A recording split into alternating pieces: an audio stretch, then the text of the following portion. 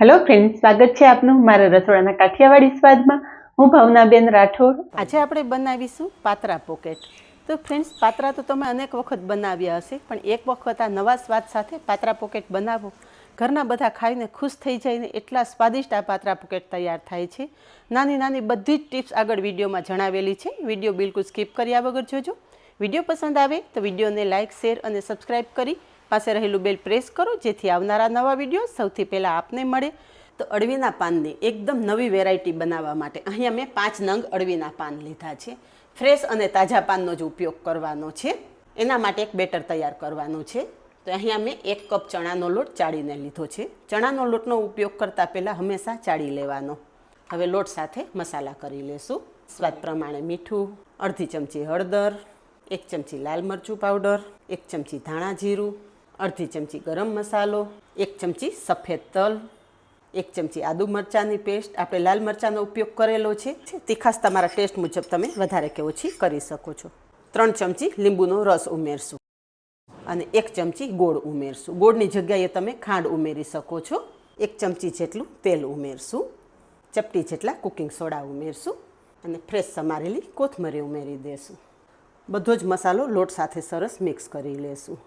અળવીના પાનની તમે અનેક વેરાયટી બનાવી હશે, પણ આજે આપણે જે આ વેરાયટી બનાવવાની છે ને એકદમ અલગ રીતે બનાવવાની છે. સમોસા, પકોડા બધાનો સ્વાદ ભૂલી જાઓ ને એટલી સરસ આ વેરાયટી તૈયાર થશે. હવે અહીંયા બધો જ મસાલો આપણે લોટ સાથે સરસ મિક્સ કરી લીધો છે. થોડું થોડું પાણી લેતા મિશ્રણ તૈયાર કરી લેશું.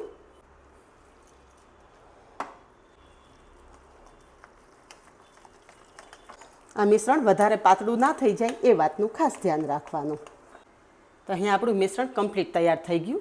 થોડીવાર ઢાંકણ ઢાંકી દેશું અને સાઈડ પર રાખી દેશું, જેથી ચણાનો લોટ મસાલા સાથે એકદમ સરસ સેટ થઈ જાય. તૈયાર કરેલું મિશ્રણ સાઈડ પર રાખી દીધું છે. હજી આપણે એક બીજું મિશ્રણ તૈયાર કરવાનું છે. તો એક મિક્સિંગ બાઉલમાં 2 ચમચા ચણાનો લોટ ઉમેરશું. ચણાના લોટનું પ્રમાણ તમારા અળવીના પાન કેટલા છે એની ઉપર ડિપેન્ડ કરે છે. અત્યારે આપણે મોટા 5 પાનનો ઉપયોગ કરી અને આ વેરાયટી તૈયાર કરી રહ્યા છીએ. એની સાથે જ સ્વાદ પ્રમાણે મીઠું ઉમેરશું અને ચપટી જેટલી જ હળદર ઉમેરશું. થોડું થોડું પાણી ઉમેરતા મિશ્રણ તૈયાર કરી લેશું. જેવું આપણે ભજીયાનું બેટર તૈયાર કરીએ ને એવું જ આ મિશ્રણ તૈયાર કરવાનું છે.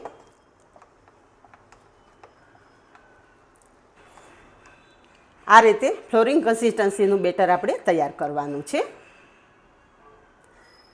બીજું બેટર પણ સાઈડ પર રાખી દઈશું અને હવે અળવીના પાન જોઈ લઈએ. 1 પાન લેશું, બાકીના પાન સાઈડ પર રાખી દઈશું. પાનમાં જે આ નસનો ભાગ છે ને એ કાપી લેશું.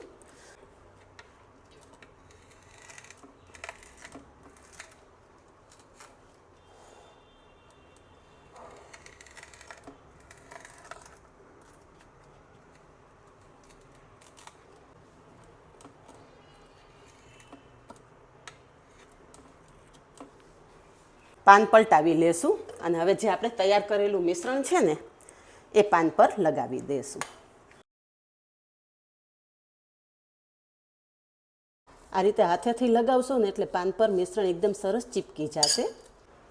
હવે જે આપણે કટ કરેલો ઊભો ભાગ છે ને એ ફોલ્ડ નથી કરવાનો. જે આ વળેલો ભાગ છે ને એ આ રીતે ફોલ્ડ કરી લેશું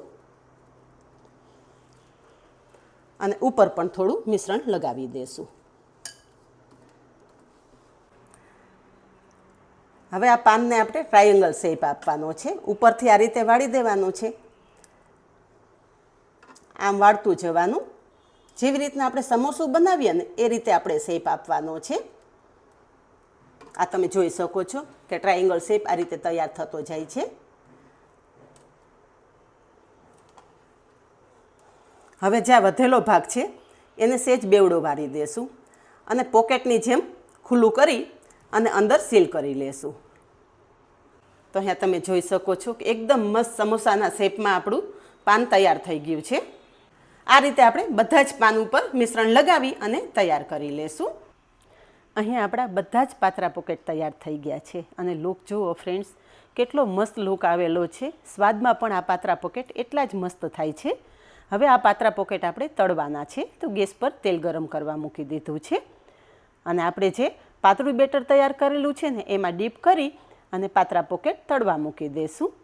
વધારાનું બેટર સાઈડ પર લઈ લેશું અને મીડિયમ ગેસની ફ્લેમ પર પાતરા તળવા મૂકી દેશું. એક વખત તેલ સરસ ગરમ થઈ જાય ને એટલે ગેસની ફ્લેમ ધીમી કરી દેવાની.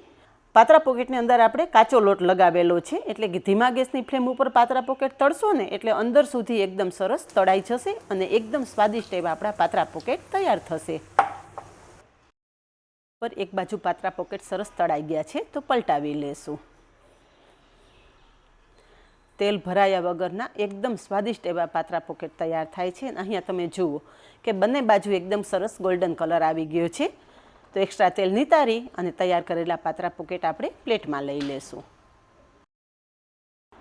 અહીંયા બધા જ સ્વાદિષ્ટ પાતરા પોકેટ તૈયાર થઈ ગયા છે તો સર્વ કરશું. એને મેં ગ્રીન ચટણી અને ટોમેટો કેચઅપ સાથે સર્વ કરેલા છે. તમે તમારા મનપસંદ ડીપ સાથે પાતરા પોકેટ સર્વ કરી શકો છો. તો આ જ રીતે બનાવો અને કમેન્ટમાં જણાવો કે એકદમ નવા સ્વાદ સાથે બનેલા પાતરા પોકેટની રેસીપી કેવી લાગી. આજે બસ આટલું જ. મળીએ નેક્સ્ટ વિડીયોમાં. ત્યાં સુધી બાય. Thank you.